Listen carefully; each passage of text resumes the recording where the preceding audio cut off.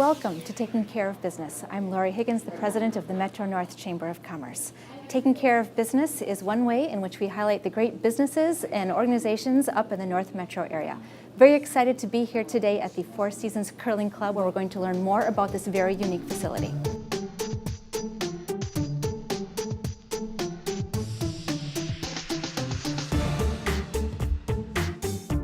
It's the only year-round curling club in the United States. It's one of 3 here in the Twin Cities. Being year-round means that it's unique, right? So I like to think of ourselves as a learning center for curling. So we have leagues every night, but we also have a ton of corporate events, and we have Learn to Curl events, which are very important.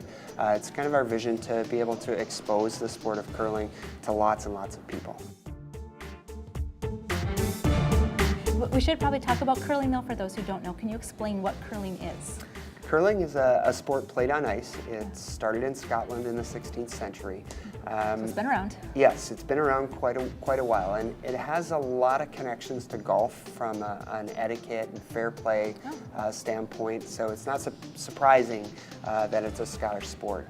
It's played by teams of 4, and in curling, you slide a 42-pound piece of granite down a 150-foot sheet of ice to a target at the far end. I like to compare it to bocce ball, actually. Sure. It's like bocce ball on ice, and you play in teams. And after all the stones are thrown, you see who's closest to the center, and that's how you calculate points, and you play innings or ends, is what we call them in curling.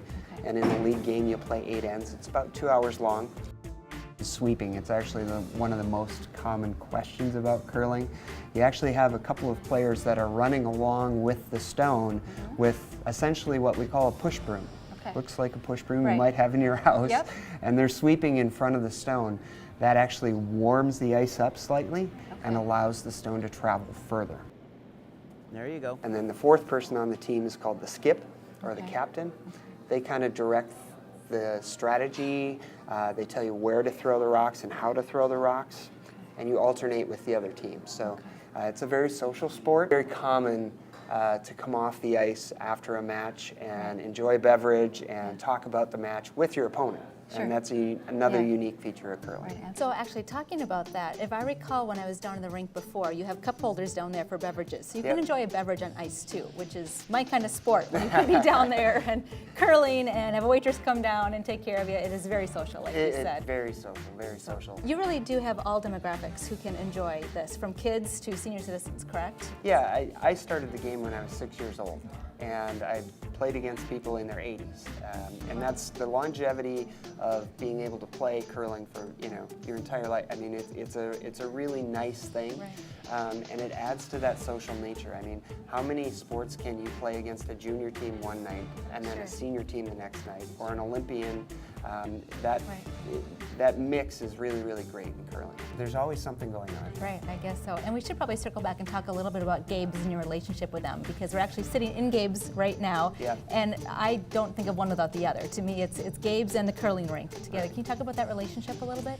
Well, again, that's pretty unique to our facility here. Most curling clubs have a kitchen, maybe a restaurant style something, but it's more exclusive to the club members. And this is actually a public destination, Gabes Ringside Bar and Grill, and it's been a great relationship. The food here is great.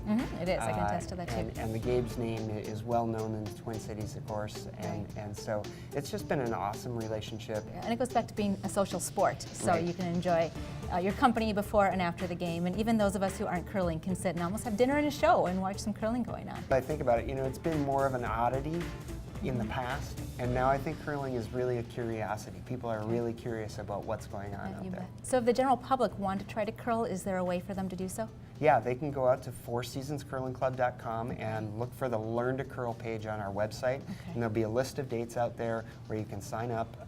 It's a very inexpensive event to come and try and learn how to curl, and maybe even join a league and end up enjoying the sport. Wonderful. Now, I'd be remiss if I didn't mention that you have some very exciting news that was just released. Can you talk about that? Yeah, I can. As part of our relationship with USA Curling, we've had a lot of Olympians and national caliber players come and practice here because we are year-round. And it was my vision initially that eventually we would be the training center for curling. Well, that came sooner than I thought it would. We actually just signed an agreement with USA Curling for the next 4 years to Great. be the national training center for USA Curling. Wonderful, congratulations. Thank you. It's been really exciting to see this place just get the fantastic reception it has since it opened, both from the locals who come from nationally. The recognition that you're getting is a testament to, I think, this facility. Well, and I think it's also a testament to, Blaine, Spring Lake Park, the North Metro area. The community's really welcomed us. The businesses have been utilizing our facility for corporate events like nonstop.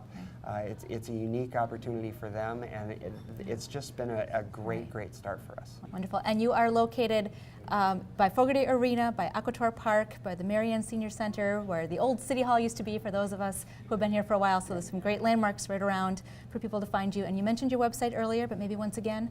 FourSeasonsCurlingClub.com. Perfect. Well, thank you so much, John, for letting us know more about the Curling Club and for being a part of our community. Thanks, Laura. Zach, you're welcome.